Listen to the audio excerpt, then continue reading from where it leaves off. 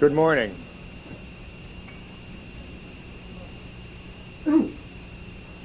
Earlier this year, the American Business Conference released a report which was entitled The Challenge of Global Competitiveness. That report, that was based on a survey of the 100 chief executive officers of our organization, described something that was unique, something that was certainly different in the light of what we have been hearing, and that really is the success of our companies in the international marketplace. The report that is before you today, Winning in the World Market, expands upon the first insights of that report. It's the fruit of a 9-month research effort conducted by McKinsey & Company.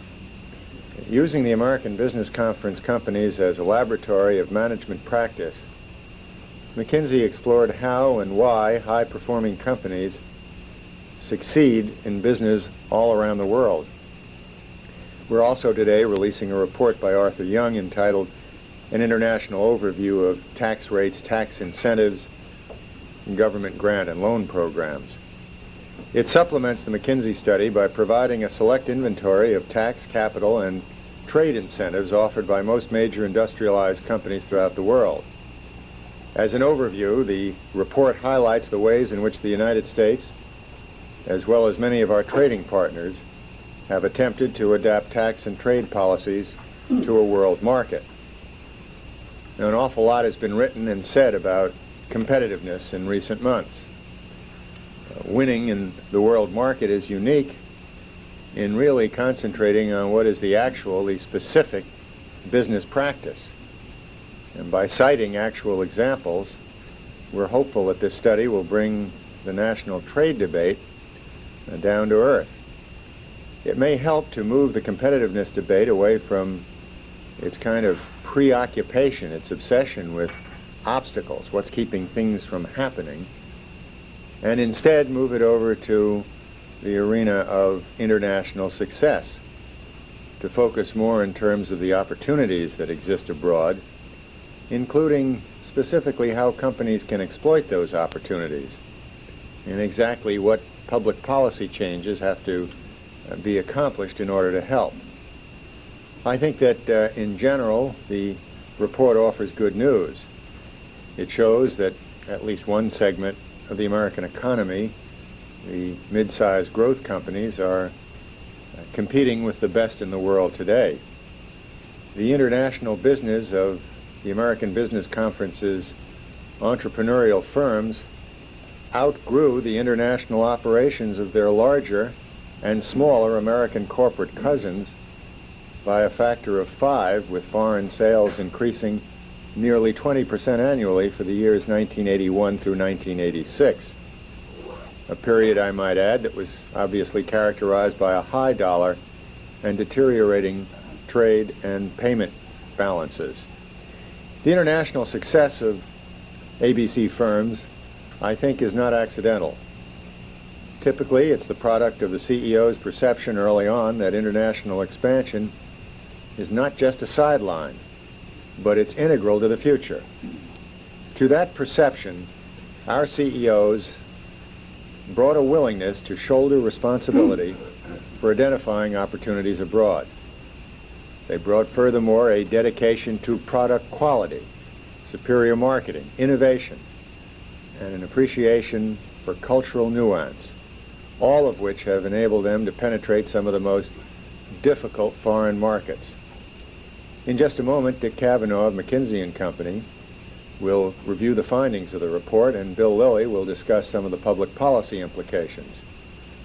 I would like, however, to emphasize 3 important aspects of the McKinsey study. First, winning in the world market shows that the conventional model of how companies compete internationally is changing.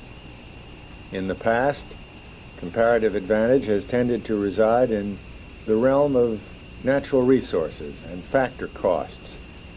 I'm talking of such things as cheap labor, and also on economic scale. Now, for most ABC members, however, intellectual rather than physical factors seem to determine the difference between winners and losers. Technology, innovation, marketing skills, and just plain, good, sound, dedicated management, products of human capital, drive competition as the factor costs of production converge among industrialized economies, and improvement in communications, of course, make for a smaller world. Secondly, we as a nation have to maintain the edge we now enjoy in intellectual capital, the skills that provide for leadership in technology, innovation, marketing creativity, and entrepreneurial imagination. Unlocking the human potential that brings inventiveness and ingenuity depends upon a world-class educational infrastructure, not only among our universities, but more importantly at all levels of education. It depends upon the recognition that the nation's basic and applied research must serve not only national security, but our economic security as well. It depends also on public policies that allow our citizens the opportunity to earn and to save rather than borrow their standard of living, and to see that standard raised by succeeding generations. Third, I don't think we should dismiss competitiveness as a mere buzzword. Of course, in recent months and years, it has been overemphasized, and it has been inadequately understood. But at the bottom, competitiveness really determines economic growth, job creation, and the standard of living of all Americans. And these issues do move in and out of intellectual fashion. They don't really move in and out of intellectual fashion. They are abiding concerns. As international economic competitiveness becomes even more, it really relates to the knowledge and skill that is based upon our society. Today's investments in human capital will be central to tomorrow's international performance. I think it's a happy coincidence that, reversing the cliche, what's good for our people is good for business. In the end, it's more than companies that compete, more even than countries. It's entire societies. To succeed, we need the kind of government that tends to our economy and tends to our society, and the kind of private sector that sees the world as an open field of opportunities, not a minefield of obstacles. I'd like now to ask Dick to go into some of the details of the study. Dick?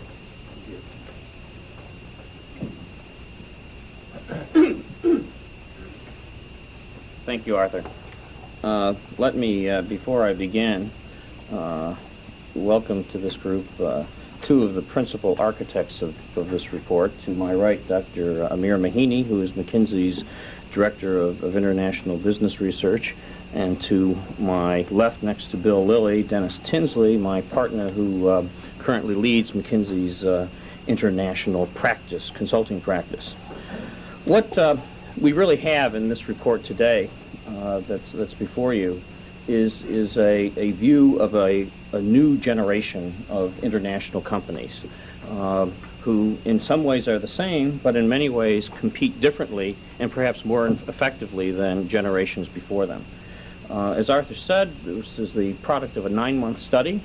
The 9-month study included 60 interviews with chief executive officers of American Business Conference companies that are active in the international field.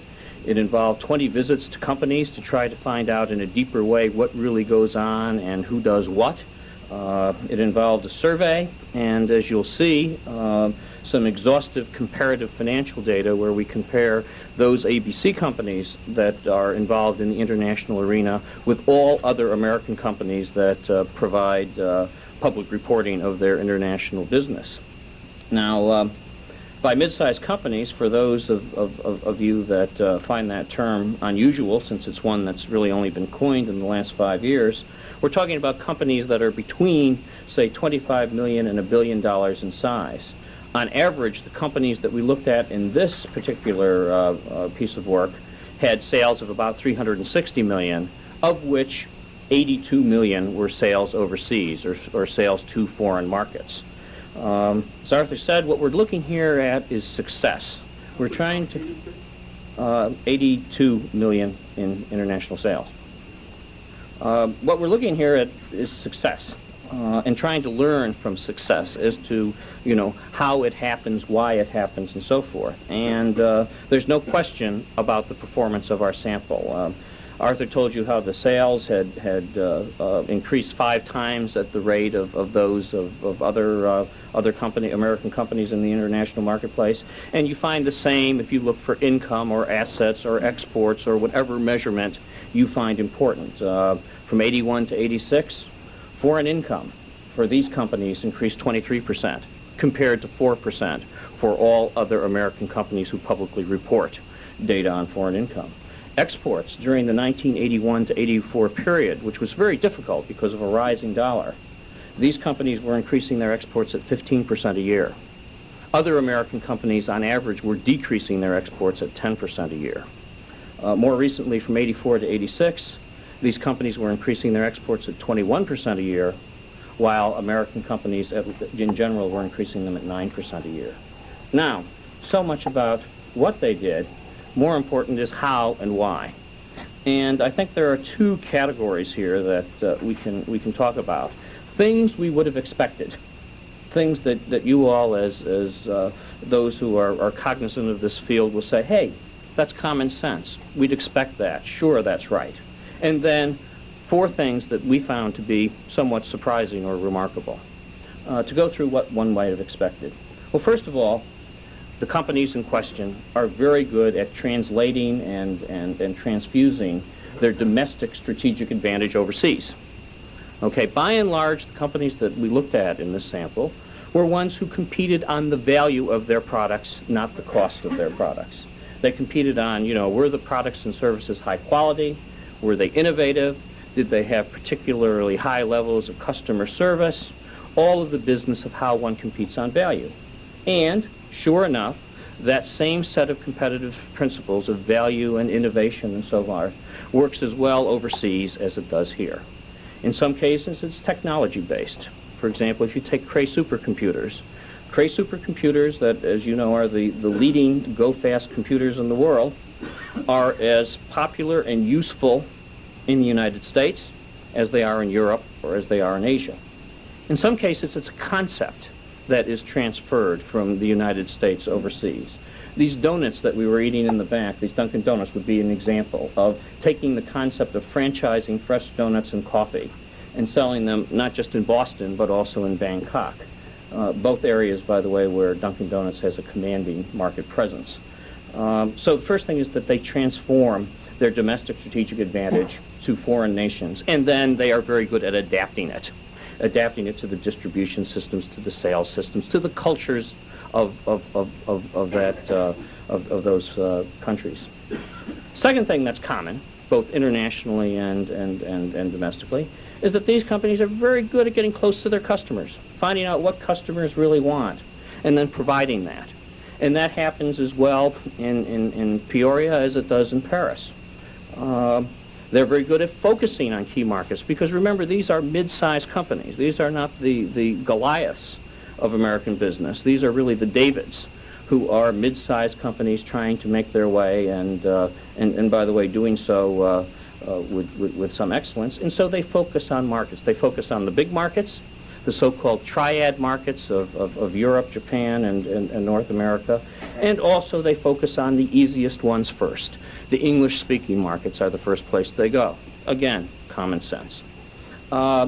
They exhibit lean and simple organizational forms. These are not bureaucratic organizations. They are very fast-moving. They have a minimum of corporate staff.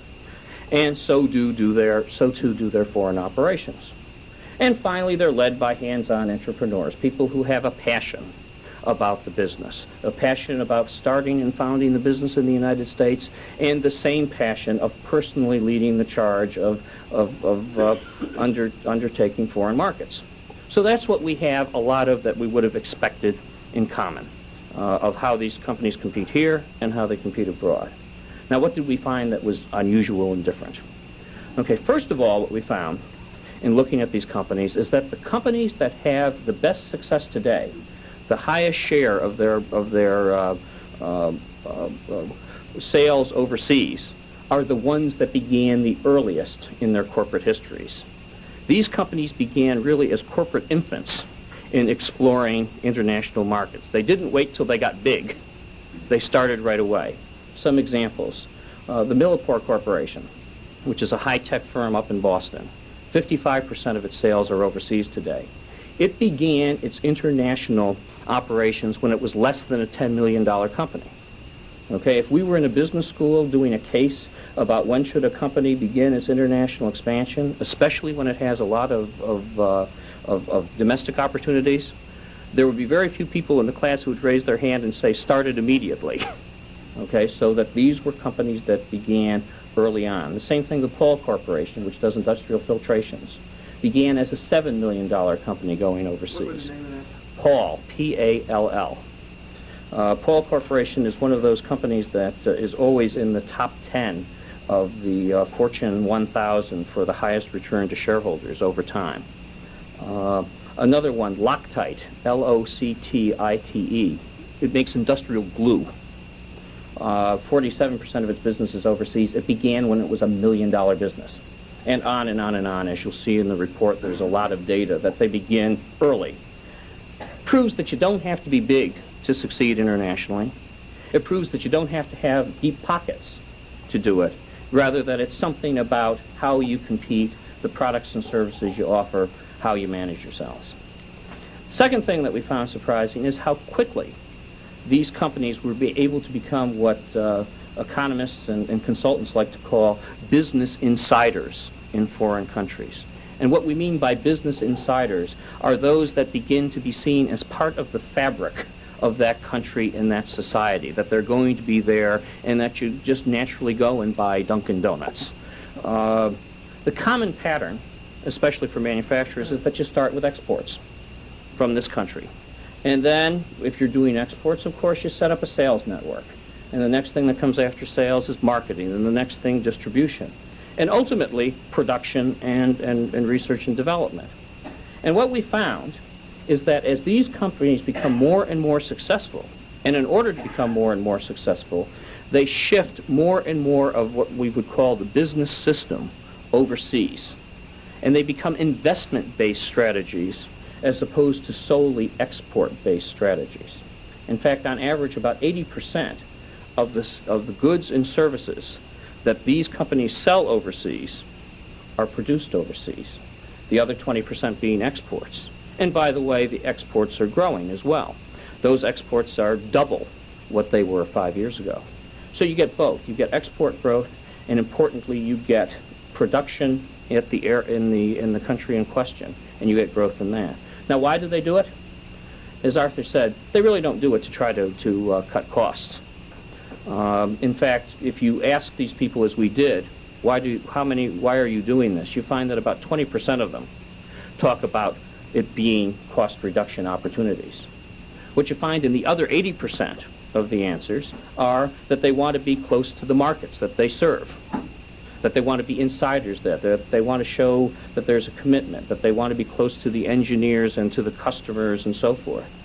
What we also found, especially in the high technology companies, is that they want to be close to innovation wherever it occurs, to capture that innovation, whether it occurs in Boston, Massachusetts, or Palo Alto, or Ireland, or Germany, or whatever, because that innovation, that basis of competition for them, occurs throughout the world, and they want to find out about it and bring it back to the United States so that they can defend their home market by being aggressive overseas. And they bring market intelligence about their international competitors. They find more ideas for products, services, and the like. In essence, these people tend to think that one of the best ways to defend their home market is to be aggressive in serving overseas markets. The third surprise, the overwhelming use of talented foreign nationals in these companies.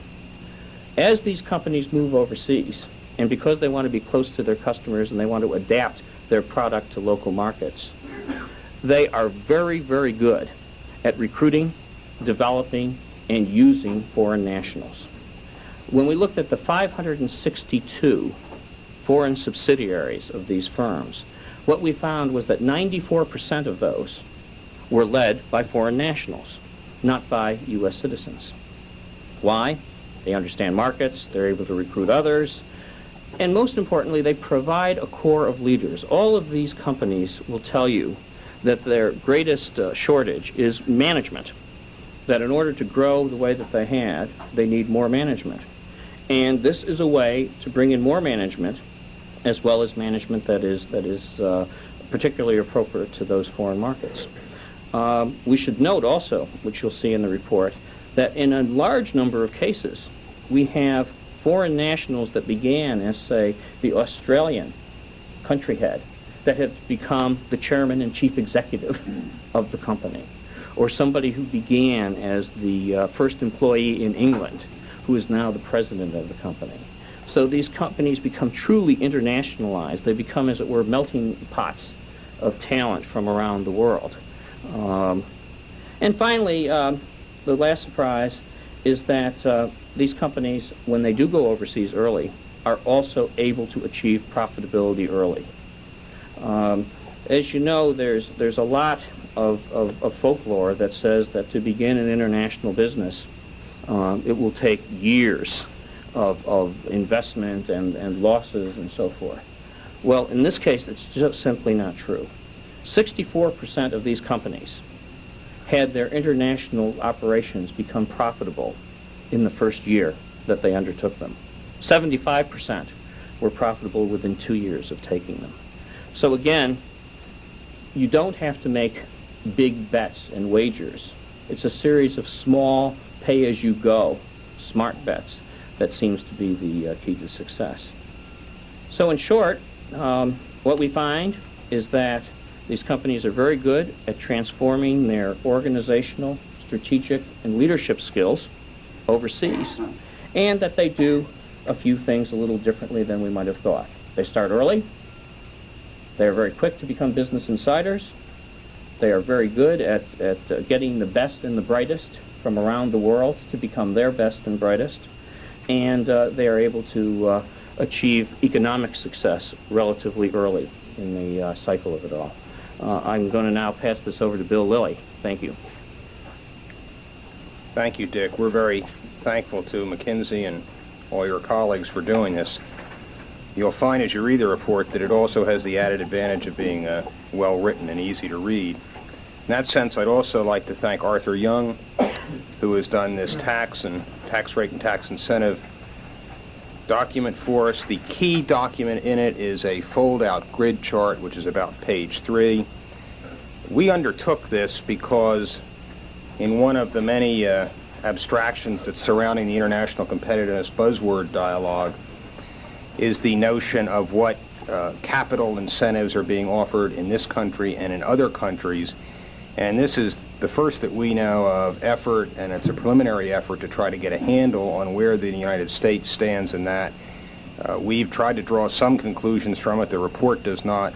It is interesting that if you were to look at that grid and open it up, you'll see that the United States seems to fall about in the middle of all of its trading partners, but we do not grade the intensity of the grants and capital benefits that are given there. That's going to be one of our next steps. But we did it, and because you people work in this area and you write about it, we thought that you might find it useful, and we thank the gentleman from Arthur Young for doing it for us. It's a very good work. Let me say some words about the public policy implications of the McKinsey report. In all of the work that's been done on international competitiveness, as Arthur said in the beginning, we think this is the first study which is about actual companies with actual products, with actual services, with real people working in them. It's not theoretical. It's meant to be a practical manual. And from that, we think there are some direct lessons for public policy. We think that this report is strong evidence that the pending bills in the House and the Senate, the trade bills, that those bills would offer the wrong solution to the wrong problem. We think that those bills are predicated on the view that huge government-imposed barriers abroad justify, in this country, protectionist barriers at home. First, we think that this report shows that protectionism, economic isolation, is simply no solution. Even if it were desirable, and it is not economically desirable, if you tried a policy of trying to beggar your neighbor, you would only beggar yourself if you read the lessons of this report. Because what you see here are a number of companies in an extraordinarily wide variety of businesses, all moving aggressively and successfully in what they see as an international marketplace. That they are going abroad to get close to their customer so that they can increase their sales and their profits. And these are companies that, on average, increased their profits last year 29%. On average, companies in the United States increased their employment 14%. And they see as inextricably linked to the ability to do those two things their ability to penetrate abroad successfully, to capture innovation abroad so they can bring it back home and stay number one, to capture where available lower cost of capital or more patient capital, to acquire foreign talent, to go abroad to beat the potential competitor before he gets strong enough to come in and dislodge you at home. All of these, an internationally oriented response to what they see as an international marketplace. Second, the issue of government-imposed barriers. As Arthur and Dick said, you are looking at companies succeeding with common sense strategies in this report. We are not talking about the Goddard Space Lab. We're talking about quality management, quality products, quality marketing, common sense. In doing this report and the smaller report previously, we interrogated the chief executive officers as extensively as possible as to the existence of government barriers and to try to get some measure of what they thought was the severity of those barriers. The answer we got was that barriers exist, but they are at most 10 to 15% of the problem and do not constitute impediments to success. When they talk about barriers abroad, they talk about what they call cultural barriers as being the most severe. The first is to overcome in some markets the perception, the cultural perception, whether true or not, that American goods and American services would be of lower quality than the comparable good or service delivered by local vendors in that domestic market abroad. With that, equally difficult, the learning in each different culture of the different types of business practices that were necessary to adapt to be successful in that marketplace. It is clear that not one of these companies went into other marketplaces and tried to deliver that product or make that product the way they did it in the United States. They spent time learning how to adapt to that culture. Overcoming those cultural barriers are 85% of the problem. The 15% of the problem are the government-imposed barriers. In none of these instances, except one that I'll come to, was a barrier so severe as to defeat the effort to be successful. They said that government barriers were probably the most in Japan. But for our companies, Japan was one of the 5 initial markets of entry. And we have only one company, a company that makes industrial air conditioning, that was prevented by government barriers from succeeding in Japan. We think, on the basis of this, that Congress has substantially overemphasized the importance of barriers and has turned the focus into a focus on obstacles rather than a focus on what works. And we think that this report provides the kind of evidence that what works compared to the trade bills is the proposed United States-Canada Free Trade Pact. A lot of the ABC companies do business in Canada. And just as they do business in the common market or in Japan, the way they do business there has shown that those two economies are intertwined. And that if you want to grow the economies of both countries, you move in a direction that breaks down the barriers and opens up trade between the two, rather than trying to raise barriers in your country because you think other countries have barriers. We would now be glad to take any of your questions. Anyone here at the table? Which is the company that makes industrial air conditioners? Snyder General in Texas. Snyder, capital S, no space after R, then capital G, General. I'm just not clear. You have on page 4, I guess, of your report, on the back there, the list of the companies that you focused on, and yet it's a survey of all the companies. I'm not quite clear on the data that you're providing. Are these... We have focused in the first chapter, and I'll ask Dick or Amir to go into this at great length.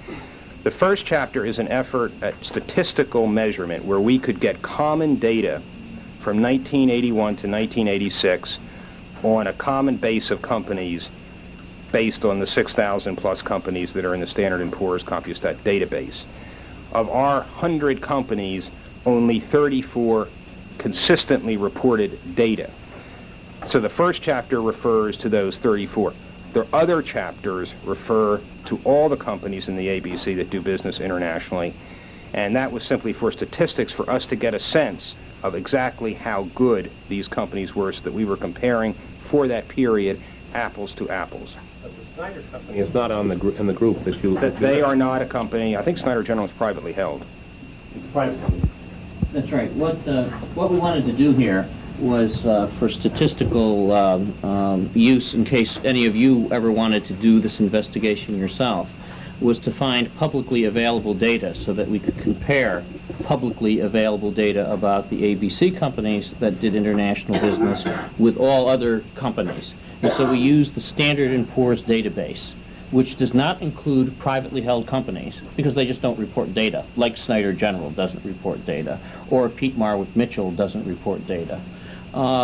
And we looked for those that had data from the 1981 through 86 period so that we would have data for all of them. So therefore what you find for statistical comparisons are 34 where there is data, just as there are 1,453 other companies that report data for the same period out of the 6,000 companies that are in the Standard & Poor's database. We did not find in behavior and success for all the other companies in the American business company. We found exactly the same patterns. That was really for comparative purposes to see how good these, A, were these companies good, and B, how good compared to the others. And therefore we had to get a kind of common database just to do that. But we think that the performance in that first chapter of the report is the same for all of the organizations. They were just the ones that we could get the data for that period. It would seem that the model that you present here is a model for success for American individual businesses, but it does not promise in the aggregate to do anything about the American trade position.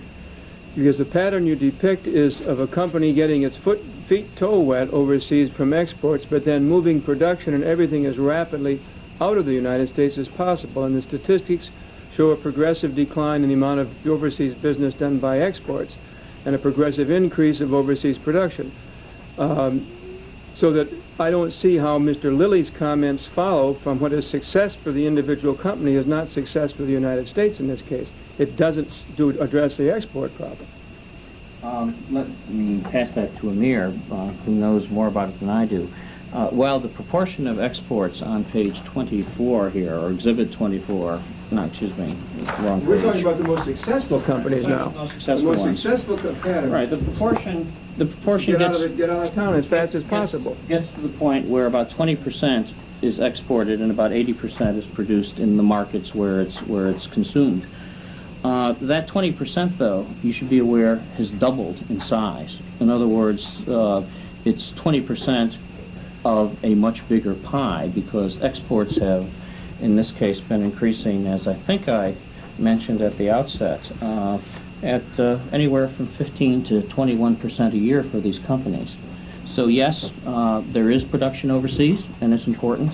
Yes, there are exports, and by the way, the statistics from this all show that the exports have grown. But Amir? Well, wait a second. One further question. This is not a net export figure. What is the net figure? What are they re-importing back in the United States from their overseas production? That we don't know the answer to, because we didn't ask we didn't ask net figures. We asked about how do you go overseas. But don't you have to have the net figure in order to draw any inferences for the national policy from it then? It would be good to have the net figure, but we don't have it. Let me just say one thing before. The notion of getting out of town, these companies believe, and these are not companies getting out of town, these are companies that are growing as fast as any cluster of companies in the United States who are increasing their workforce in the United States as fast as any group of companies. We know they add jobs 14% per year on average. They believe, Rich, that integral to their domestic success is their ability to be internationally successful, and that they cannot stay number one domestically and keep growing the way they are domestically, which they're doing. They are not getting out of town. They are not exporting jobs. They're doing just the opposite. Well, I'm not accusing them of anything, but your conclusion doesn't follow from these data. That is it's for the individual success of these countries, everything you say may well be true, but it doesn't help if you would draw a trend line from the decline in exports. The very most successful companies have to progressively reduce their exports and increase their overseas production. What about just the ordinarily successful company and so on?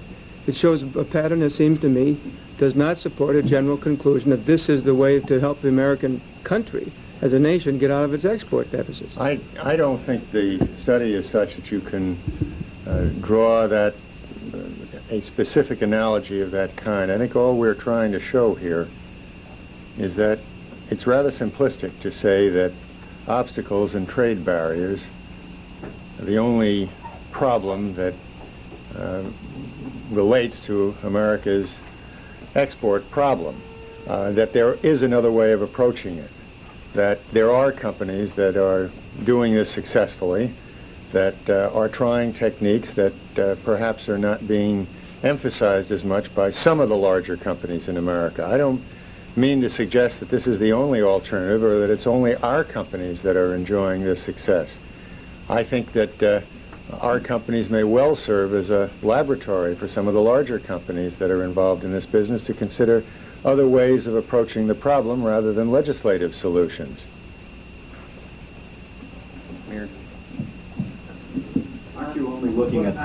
Aren't you only looking at the winners or the success stories here? I mean, there are plenty of mid-sized companies, including people in your own organization. I'm thinking of semiconductor equipment people, GCA, and people like that that have been absolutely torn apart by Japanese and other competition.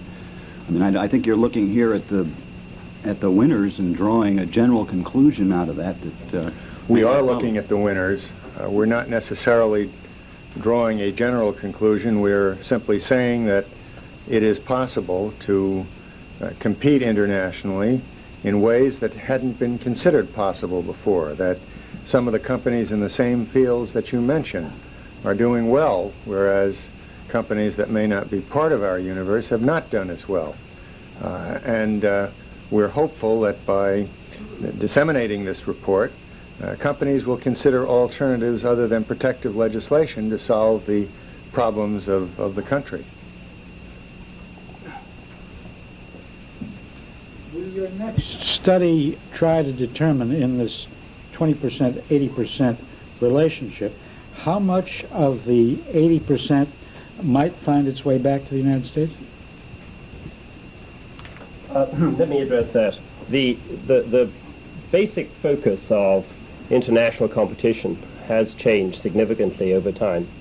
And there's a degree of inevitability about production moving closer to the markets in which the products are consumed. That doesn't mean that whole scale, that every industry is going to be produced within the countries in which they're consumed, but that the higher value-added businesses, the more skill-based businesses, the more service-based businesses which are growing today, and many of these ABC companies are such companies, that those factors that really determine their success are, to a large extent, driven out of being present in countries. And it's just as important for foreign companies to be present in the U.S. in those sorts of businesses as it is for U.S. companies to be in those markets. Why aren't they here then?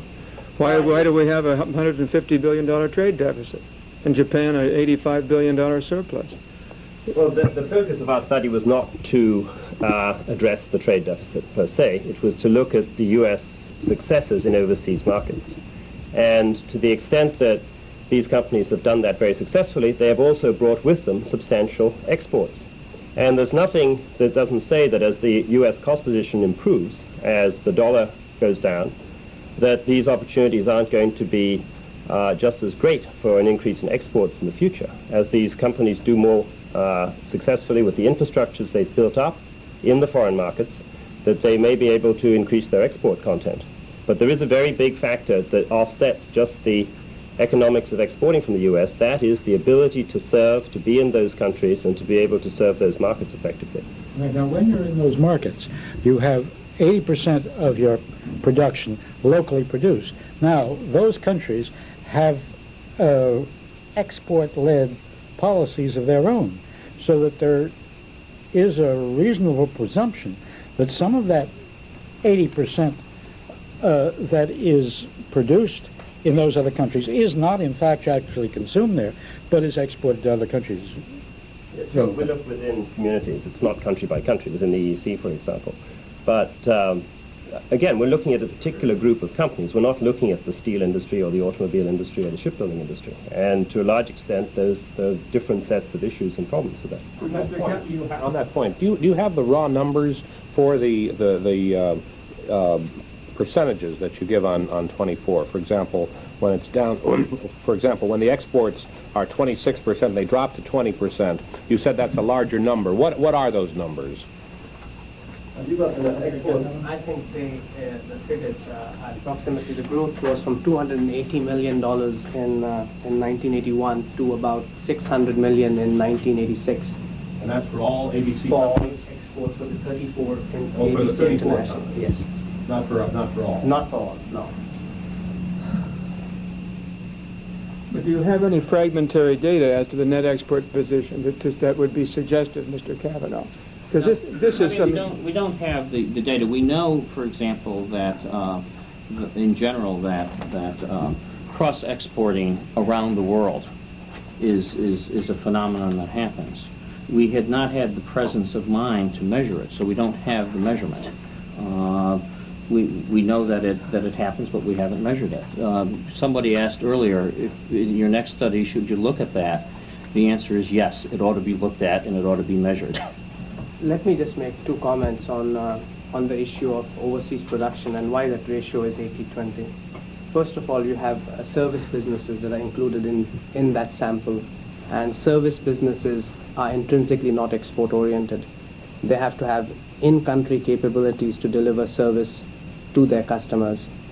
And as such, Peat Marwick and companies like consulting firms need to have in-country presence.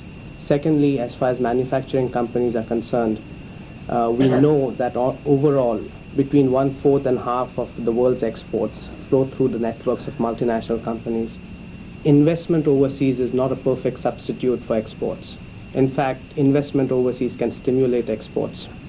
And the fact that the export growth of the ABC companies grew at a rate of 20% during the 5-year period, that their exports doubled in this 5-year period, while they were also establishing overseas facilities to serve the overseas markets, attests to the fact that investment overseas can stimulate exports, but it may change the mix of exports from finished products, from selling finished products overseas to selling intermediate goods, parts, and it may also change the destination of finished goods to newer markets where overseas production which are not served by overseas production.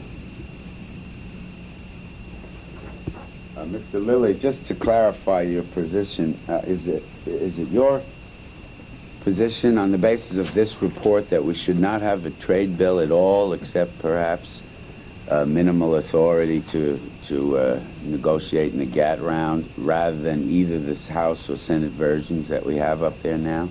No, Mr. Carmen. Our position is that there should be a trade bill that would encourage the kinds of bilateral and multilateral activity between this government and either GATT or other governments that would lead to types of agreements like the U.S.-Canada Pact that would open up trade and open up investment.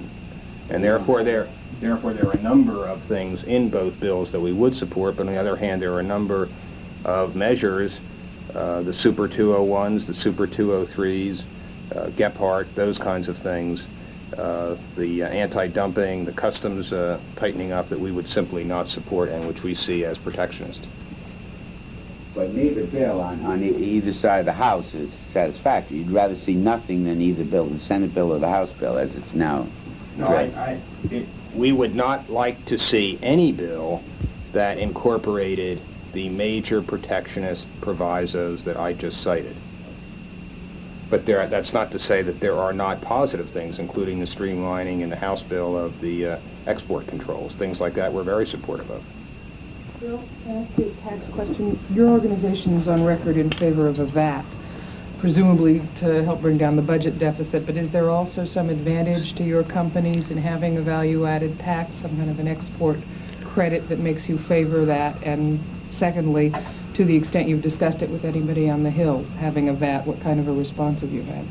Well, I'd like Arthur to answer this too, but if Canada continues adjusting its tax regime and the steps go into place which have been proposed, that would leave us in a year as the only one of of the major countries that are listed in that Arthur Young thing, with the exception of Brazil, that does not have an export rebated VAT. So that we are the one country that is not using its major industrial policy, its tax system, to try to stimulate exports. In that sense, we think that it would be pro-export, and we support it for that. But the traditional reason, and Arthur, I think you should comment on, is on consumption and cost of capital for that. We have discussed the question of a consumption tax with policymakers on the Hill and in the administration. And the response that we have received most frequently is that, yes, there's a lot to it, but the political consequences of it would be very serious. And the memory of Al Ullman lives in the hearts and minds of everyone that we talk to. I personally believe that the discussions taking place today in terms of deficit reduction are being considered with some skepticism, both internationally and by our domestic markets, largely because there is no conviction that the responses coming out of that discussion will offer anything new, any kind of fundamental structural approach to the process of raising revenue. I don't think there could be a more affirmative signal given to the markets than a signal which suggested that rather than raising a tax here or considering a tax there or reducing defense expenditures, that a new fundamental approach to our method of raising money is going to be considered, and that a study of a consumption tax to discourage spending as well as incentives to encourage saving would be very much at the top of the agenda of those discussions taking place today, and that some legislative follow-up might be assured. I think that would be the most positive signal to come out of that meeting. I also believe that we're running out of options, and that, in my judgment, some form of consumption tax is going to be part of our structure over the course of coming years. It's not a question of whether, in my judgment, it's a question of when. Can I just pin you down a little more closely? There's a difference between a consumption tax and a VAT. I mean, they mean different things. Am I correct that you want a VAT as we know it in the EC with a... Not necessarily. Not necessarily. What we're suggesting, without being specific in terms of what kind of a tax, we want a consumption tax which would have appropriate offsets for people in lower income groups.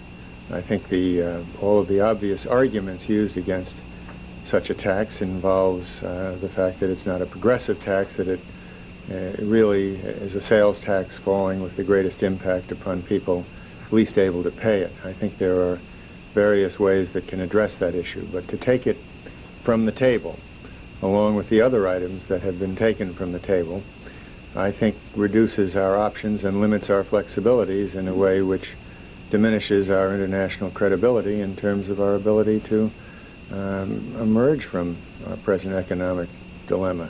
Would you also want an export rebate on this consumption Yes. tax?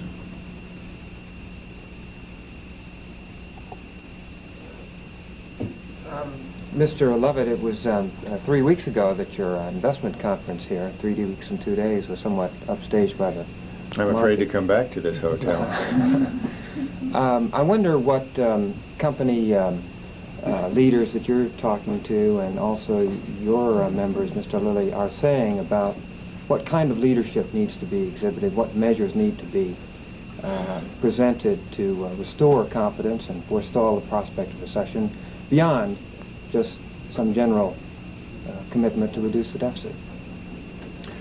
That's a difficult question. I think that perception has become so much a part of this that an administration's failure to confirm an appointee, the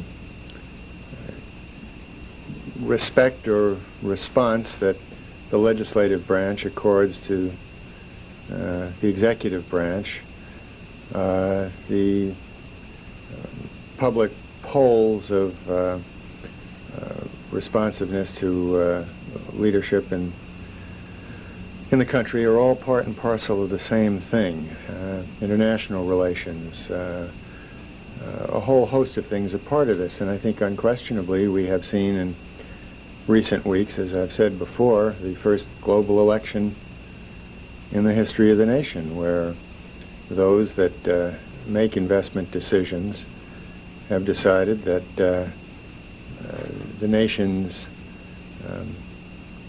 Congress and the nation's administration have not adequately utilized the leadership tools at their disposal, and the likelihood of gaining some direction and focus in terms of economic matters is severely questioned.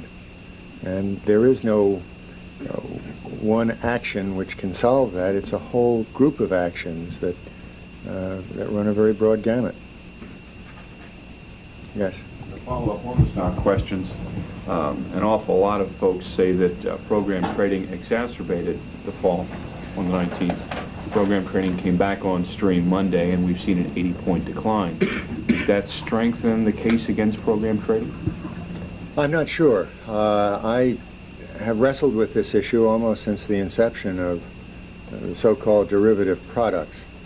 The New York Stock Exchange, which has the communications devices important to the implementation of program, essential to the implementation of program trading, shut them down on the 19th and 20th because they simply were being overwhelmed by individual orders that were coming through the system. They have indicated earlier this week, and in conversations I've had with John Phelan, he's indicated that that problem has abated somewhat, and as a consequence of that, they reactivated the communications devices. They have also, at the same time, all of us have communicated to the firms in terms of their utilization of programs that they should be very circumspect about it, very careful about it. And I think the volume of program trading has diminished considerably even after the system was turned on again. There was no enormous volume of program trades. I also believe that when you consider program trades, you've got to consider what kinds of trades are we talking about. Are we talking about options, futures, insurance programs? Statistics that I have seen in the past day have indicated that insurance programs are relatively minor parts of what's been taking place since the program went back on. And I think that the experience of those who have engaged in the insurance programs would certainly discourage it as a useful vehicle. It just simply hasn't done the job. So I think for a good long time we're going to see less insurance trading, and judging by the volume of business that we're seeing on the major indices, that's diminished considerably. And once again, I would suggest that that's not something that you will see today or tomorrow. My guess would be that over the next 6 months to a year, the use of options and futures on indices will be vastly diminished. Whether or not the beginning of program trading again was responsible for the market decline, I simply don't think anyone can say. I've heard more conversation in the past 2 weeks about what caused the decline and what remedies should be implemented and how it happened. And I must say that I'm skeptical of just about everything I've heard, including some measure of skepticism about some of the responses that I've given in terms of why it happened. Those of us in Wall Street are very prone to great tactical judgments, and I think we're going to need some time to study the impact of program trading. I do not believe that anybody yet knows what program trading did or did not do. I have a question on the report, and maybe Mr. Lilly can answer this. Is it fair to say that many of these companies have very strong niche markets, and to suggest that other companies could extrapolate from this, or again, that this is a way to enhance competitiveness, is that really fair? Because these companies, many of them, have very, very singular markets. Well, I think the word niche has a sort of small or ephemeral kind of context. I mean, Craze had that niche for a long time. Hasbro Toys has had it. Neutrogena Soaps has it. Cross Pens has had a niche which they've been expanding for 30 years. So I think the notion that sort of niches are small and disappear quickly I would disagree with that. And second, the companies that appear to be succeeding in the aggregate economy are no longer your volume-intensive, low-cost producers. They are value-added, quality-added, knowledge-intensive, your classic niche players, even if they're service companies or if they're manufacturing companies. And I think that's where you see the overall economy heading. So I don't think this is a skewed or ephemeral sample in that sense. No, I didn't mean it. I meant that they had an automatic advantage with the product that they were offering, and that in some cases they even had foreigners coming to them seeking their product. That in a sense it's easier for them than your typical American company that's more diversified. That's correct. That's one of the reasons that they succeed here, as well as overseas, is that they do develop distinctive products and services.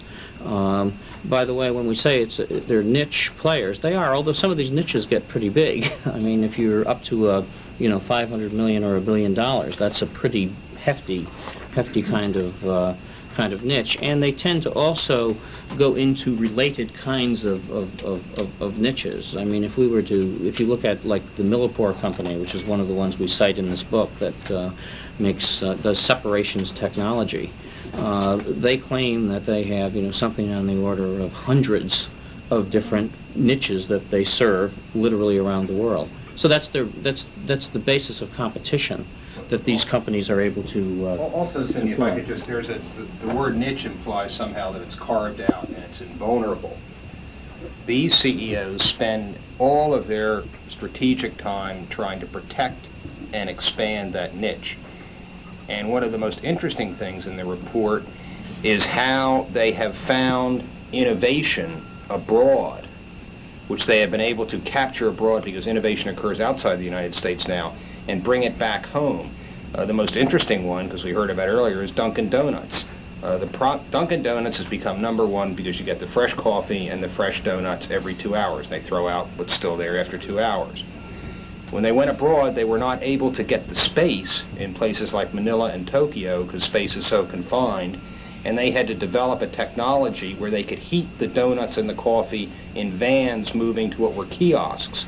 Since then, they've been able to set up kiosks like that using that technology in Grand Central Station, Penn Station, discount stores in the United States. And there's a lot of examples of people capturing that niche innovation and bringing it back in the report. Mr. Levitt, how many of your members are floor traders and specialists? You mean Amex members? Amex members. This is a question apropos the program trading. Since you don't know whether or not it caused the recent stock disaster, and yet the exchanges have chosen to go forward and reinstitute it without the basis of any knowledge that it might have had a factor. Obviously, there are political pressures here on your exchanges to move in this direction, and so I'd like to know how many votes do they have? As I think about that, I don't think that. I think if you took a vote of all the members of the American Stock Exchange and asked them whether they would favor or oppose program trading, I don't think there'd be any consensus whatsoever. I think that program trading does not have a significant impact upon the revenues or the earnings of the people who trade on the floor. It's a relatively limited number of people on the floor. In our case, it's our index is represented by approximately 300 people who trade in that index, not one of whom has a vote in terms of the overall exchange activities. The votes of the people who trade the index are limited to index activities. They have no bearing whatsoever on the decision as to whether to trade the index or not. They're not even full members of the exchange. As far as the New York Stock Exchange is concerned, I think you'd find the same is true. That's not a motivating factor. You mean they have memberships, but they can't vote? Yeah, they have limited memberships just to trade the index. They don't vote in the exchange activities. They don't have a seat on the board.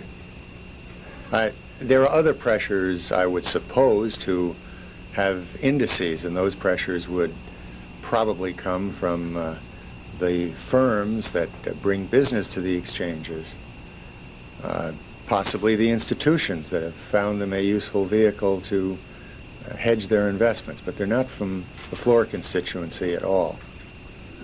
Also, since the snow has brought out the worst in Rich Thomas, I want to go back to Rich's point that... Excuse me just one second.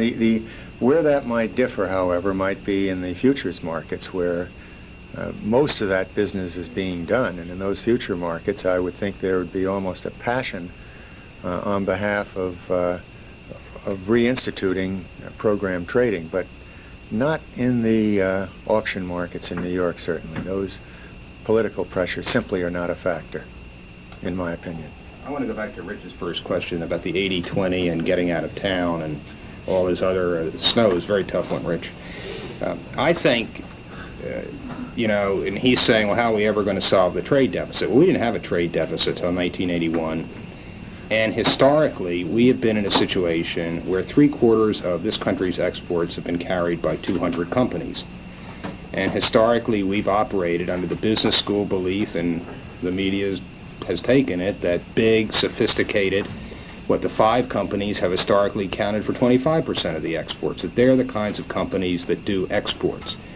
The statistics in that Dick mentioned how exports for big companies, middle-sized companies, small companies declined from 81 to 86, whereas these ABC companies were growing. What we show in this report is that companies that are run like the American Business Conference can start being international, can focus on being international. If you want to get out of the trade deficit dilemma, apart from doing something to curb consumption, which is one side of the ledger, is that clearly more companies in the United States, and they don't have to be GE or Boeing, have got to have the kind of sensitivity to the profits that can be made abroad, which these companies show that can be made abroad. And these guys, even in a period when they started to invest abroad, were also almost tripling the value of their exports when other companies were declining. Aren't you leaving out there the fact that many companies American companies go outside the United States in order to produce goods which are then sent back to the United States. We're not ignoring it, sir, and we have some anecdotal evidence, but the McKinsey standards are so rigid, almost religious, that we do not have a subchapter in here that we have evidence from a number of companies where they are cross-exporting and cross-importing things that are made, and they are not. There's also, and the report goes into this, we're not talking final production in many of these countries. There's stages of things. You're really seeing the emergence more of an international marketplace rather than domestic marketplaces. Yeah, just one point. The study, the purpose of the study, the title of the study was Winning in World Markets. The focus was how do you be successful overseas. So we didn't try to address what's coming in here. I mean, it's a whole different set of issues. What did you learn, if anything, from the losers? I mean, do you have any anecdotal evidence about companies that were unsuccessful over there and why? Well, Mr. Harmon, the criteria for the American Business Conference is that you have to be growing 15% per year, and these companies exceed that criteria. Therefore, we have only in the companies, in the organization, companies that are succeeding. As Arthur said in the beginning, we thought that too much of the competitiveness debate has been submerged here by focusing on industry clusters or companies having problems, on the obstacles to success, and we said let's take a sample which we think are so good. You are looking at in these companies the infrastructure of the United States economy in the year 2000. This is where we think the economy is going. And what lessons do you learn from how they are operating both domestically and internationally?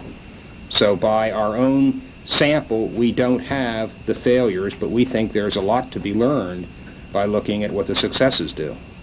What was Snyder's particular problem in Japan? He's got the classic problem, which has been written about extensively, Clyde, in that government procurement policies for major government-supported contracts, particularly airports and other things, I don't know where the latest on the negotiations are, that they have still not opened up procurement to other than Japanese companies for construction of those projects. And Snyder General is very big in the Pacific Basin, and Japan is the one country he cannot crack. And he has bid on $14 billion worth of projects there. And he's successful in all the countries surrounding Japan, so there's a clear prima facie case that he has been kept out. But as I understand, there have been negotiations going on this issue between the two governments for 3 or 4 years, and the airport, the Osaka airport, has been the fire point.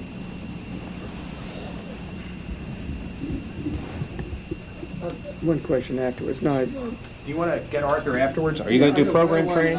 I want one question on the margins. On this question of is it rotten for these small companies to go abroad and produce there, doesn't the evidence post-World War II suggest that when a company moves some of its operation abroad, it almost guarantees an export flow from its parent country? And that it's actually a very positive thing for companies of A country to be moving into B country, for export flows from A to B. Yes, I think that's been the pattern throughout the 50s and 60s, and certainly the prior generations of American companies. If you study the pattern of internationalization, they started with exports. They moved towards investment-based strategies, but the exports continued. And I think the important point to note here is that some 50% of world trade in manufactured goods takes place between the networks of multinational companies. That's a fact that I think is not sufficiently appreciated. And I think what we have... It doesn't say exports from the United States. It's not 50% of our exports. No, it is not. But I think what you do have is we have seen that companies do in fact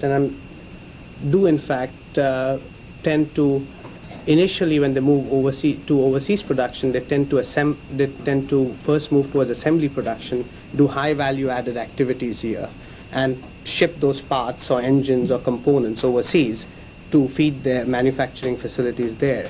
And it is only later when in fact the markets there become huge that you have some of the higher value added components moving. I think investment in that sense, in the context of multinational companies, investment overseas stimulates exports from the U.S. but changes the composition and mix of that investment, of the exports. And Rich, we have two, they describe in here two different markets, companies that are in global markets and companies that are in multinational markets. Two of our finest companies, Cray and Genentech, are in global markets, where they make products where the pricing is the same, the quality is the same, the standards are the same. Everything that those two companies made is made in either Chippewa Falls or South San Francisco. They are 100% export-oriented because they're in global markets. Most markets are multinational, where you have to tailor the product, the distribution channel, and the pricing to the markets you're going into. And in those cases, as you try to expand your beachhead in those markets, you begin to move into some deployment of investment into those markets.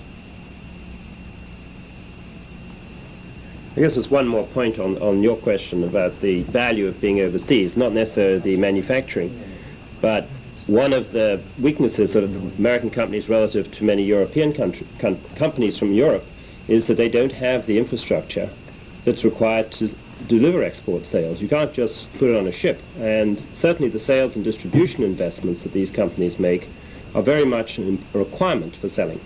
Now, going to the downstream manufacturing, sometimes assembly, sometimes tailoring the products there, is basically a rational decision based on the services required and the overall economics of doing that.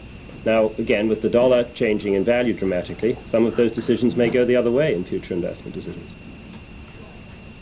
Okay, well, I think we've covered most of these points. The only final point I would make, I haven't been asked anything about some of the implications of this study which talk about greater expenditures for education and how that might relate to the whole question of raising revenues. I kind of think that that education is the carrot that may very well lead us to a consumption tax, and the deficit is probably the stick in that case. So these issues are related issues, as someone asked earlier. Appreciate your turning out in this bad weather, and I hope the study will provide you with something to think about at least. Thank you.